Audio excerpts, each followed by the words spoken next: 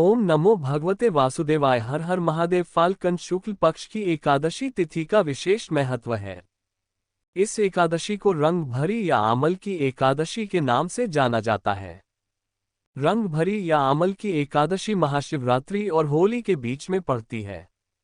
रंग भरी एकादशी के दिन भगवान श्री विष्णु के साथ सात देवों के देव महादेव और माता पार्वती जी की भी पूजा अर्चना की जाती है। आज के दिन काशी विश्वनाथ मंदिर में भगवान शिव और देवी गौरी की विशेष पूजा की जाती है। और इस दिन भगवान विष्णु और आंवले के पेड़ की भी पूजा की जाती है। आमल की अर्थात आंवले का ही एक नाम आमल की होने के कारण इस एकादशी का नाम आमल की एकादशी है। काशी में तो रंगों का त्योहार होली रंग भरी एकादशी के दिन से ही शुरू हो जाता है और लगातार 6 दिनों तक चलता है। मान्यता है कि इसी दिन भगवान गौना कराने के बाद पहली बार मां गौरा को काशी लेकर आए थे। ऐसे में महादेव के भक्तों ने मां पार्वती का रंग बिरंगे फूलों से स्वागत किया और उन पर रंग बिरंगे फूलों की वर्षा की अबीर गुलाल उड़ाया। इसलिए इसे रंग भरी एकादशी भी कहा जाता है। पद्म पुराण के अनुसार इस दिन भगवान विष्णु मां लक्ष्मी जी के साथ साथ आंवले के वृक्ष की पूजा का भी खास विधान है, क्योंकि इसी दिन सृष्टि के आरंभ में सबसे पहले आंवले के वृक्ष की उत्पत्ति हुई थी। आंवला भगवान श्री विष्णु को अत्यंत प्रिय है। इसके स्मरण मात्र से ही गोदान का फल मिल जाता है। स्पर्श करने से 2 गुना और आंवले का फल खाने से 3 गुना फल प्राप्त होता है। इसके मूल भाग में श्री विष्णु, ऊपरी भाग में ब्रह्मा जी, तने में रुद्र, शाखाओं में मुनि गण, टहनियों में देवत, पत्तों में वसु, फूलों में मरुदगण और फलों में समस्त प्रजापति वास करते हैं। इसलिए यह सब पापों को हरने वाला परम पूज्य वृक्ष है। इस दिन आंवले के पेड़ के नीचे बैठकर नारायण भगवान की पूजा करने या मंत्र का जाप करने से 1000 गौदान के समान पुण्य की प्राप्ति होती है। इस बार एकादशी की तिथि प्रारंभ हो रही है 9 मार्च मंगलवार की मध्य रात्रि 12:2 से और एकादशी की तिथि समाप्त होगी 21 मार्च गुरुवार को सुबह 2:2 पर, क्योंकि इस बार बुधवार को सुबह हृदय से लेकर रात तक एकादशी की तिथि रहने वाली है। इसलिए एकादशी का उपवास 20 मार्च बुधवार को ही रखा जाएगा, यानी कि रंग भरी एकादशी या अमल की एकादशी 20 मार्च बुधवार को मनाई जाएगी। एकादशी से एक दिन पहले मंगलवार को दशमी तिथि के नियमों का पालन किया जाएगा। आज के दिन आंवले के पेड़ की, आंवले की टहनी की और आंवले के फलों की पूजा की जाती है और आंवले का दीप दान किया जाता है। द्वादशी तिथि प्रारंभ होगी 21 मार्च गुरुवार को सुबह 2:2 से और समाप्त होगी 22 मार्च शुक्रवार को सुबह 4:44 पर। इस बार गुरुवार को पुष्य नक्षत्र का शुभ योग बन रहा है।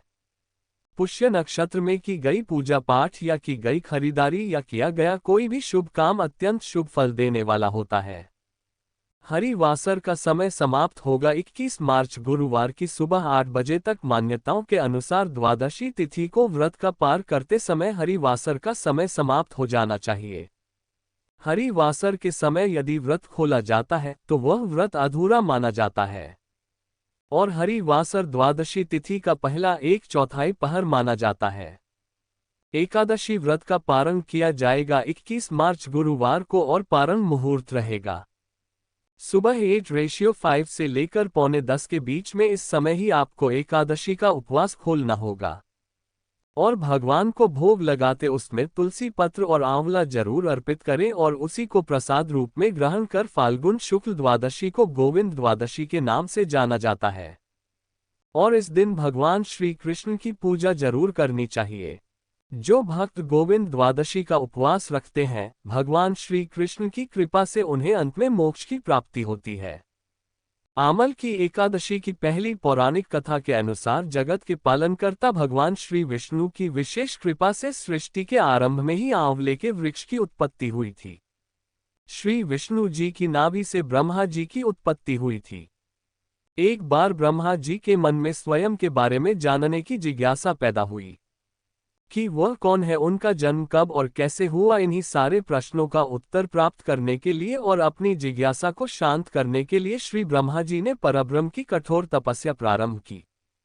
तब ब्रह्मा जी की तपस्या से प्रसन्न होकर परब्रह्म श्री विष्णु प्रकट हुए। अपने सामने साक्षात श्री विष्णु जी को देखकर ब्रह्मा जी की आंखों से खुशी के आंसू बहने। ब्रह्मा जी की भक्ति भावना से भगवान श्री विष्णु बहुत प्रभावित हुए और तब ब्रह्मा जी के आंसुओं से आंवले का वृक्ष उत्पन्न हुआ। तब श्री विष्णु जी ने ब्रह्मा जी से कहा कि आपके आंसुओं से उत्पन्न आंवले का वृक्ष और आंवला मुझे अत्यंत प्रिय रहेगा, और आमल की एकादशी के दिन आंवले के वृक्ष की जो भी व्यक्ति पूजा करेगा उसके सारे पाप नष्ट हो जाएंगे और उससे अंत में बैकुंठ धाम की प्राप्ति होगी। दूसरी पौराणिक कथा के अनुसार धर्मराज युधिष्ठिर ने भगवान श्री कृष्ण से कहा कि हे मधुसूदन, आप मुझे फाल्गुन मास के शुक्ल पक्ष की एकादशी का नाम और महात्म्य बताने की कृपा कीजिए। तब भगवान श्री कृष्ण मुस्कुराते हुए कहने लगे, हे महाभगवद्म, फाल्गुन मास के शुक्ल पक्ष की एकादशी का नाम आमल की है। इसका पवित्र व्रत श्री विष्णु लोक की प्राप्ति कराने वाला है। एक समय राजा मांधाता ने भी महात्मा वशिष्ठ जी से इसी प्रकार का प्रश्न पूछा था, जिसके उत्तर में मुनि ने एक पौराणिक कथा सुनाई। इस पौराणिक कथा के अनुसार अति प्राचीन समय में चित्रसेन नाम का एक राजा था। राजा चित्रसेन बहुत ही धार्मिक प्रवृत्ति का और न्यायप्रिय था। वह भगवान विष्णु का भी परम भक्त था। राजा नियम से भगवान विष्णु का व्रत और पूजन किया करता था और आमल की एकादशी का व्रत भी श्रद्धा और निष्ठा से रखा करता था। उसके राज्य में भी सभी लोग राजा का ही अनुसरण करते हुए एकादशी का व्रत और पूजन किया करते थे। एकादशी व्रत के प्रभाव से राजा के राज्य में चारों ओर खुशहाली थी। किसी को किसी प्रकार का कोई दुख या भय नहीं था। एक बार राजा अपने सहयोगियों के साथ वन में शिकार करने के लिए निकला। शिकार का पीछा करते करते राजा जंगल में बहुत दूर निकल गया और रास्ता भटक गया। तभी अचानक राजा चित्रसेन पर बहुत से मलेच्छों ने आक्रमण कर दिया। अचानक हुए इस आक्रमण से राजा हैरान रह गए। उन्होंने डटकर उन मलेच्छ का सामना किया, परंतु राजा अकेले थे और मलेच्छों की संख्या बहुत अधिक थी। उनसे युद्ध करते करते राजा थक गया और अचेत होकर गिर पड़ा। मलेच्छों को लगा कि उन्होंने राजा चित्रसेन का वध कर दिया है, किंतु यह उनकी भूल थी। जब वे राजा की ओर बढ़े तभी राजा के शरीर से एक दिव्य ज्योति प्रकट हुई और उसने पलक झपकते ही सभी मलेच्छ को मौत के घाट उतार दिया। मलेच्छ से राजा की रक्षा करने के बाद वह दिव्य ज्योति पुनः राजा चित्रसेन के शरीर में ही समाहित हो गई। कुछ समय के बाद जब राजा चित्रसेन को होश आया तब उन्होंने देखा कि उन पर आक्रमण करने वाले सभी मलेच्छ यमलोक पहुंच गए हैं।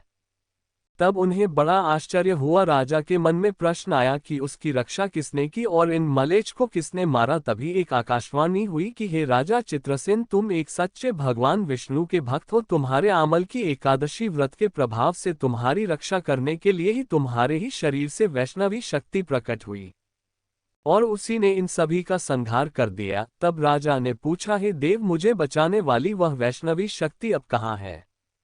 मैं उनका आभार प्रकट करना चाहता हूँ। तब राजा को उत्तर मिला कि हे राजन, वह वैष्णवी शक्ति तुम्हारे ही शरीर से प्रकट हुई थी, अब वह पुनः तुम्हारे ही शरीर में विलय हो गई है। तब राजा प्रसन्नता से वापस अपने राज्य को लौट कर आया और उसके बाद उसने पूरे राज्य में घोषणा करा दी कि हर कोई आमल की एकादशी का व्रत विधि विधान से करे और इस दिन भगवान विष्णु का पूजन और रात्रि जागरण भी करे। इस व्रत के प्रभाव से भक्तों के सभी दुख दूर हो जाते हैं, उनके शत्रुओं से उनकी रक्षा होती है, संपूर्ण तीर्थों के दर्शन से जो पुण्य प्राप्त होता है और सभी प्रकार के दान देने से जो फल मिलता है, वह सब आंवला की एकादशी का उपवास करके द्वादशी तिथि को आंवलों का दान देने से बड़ी आसानी से प्राप्त हो जाता है।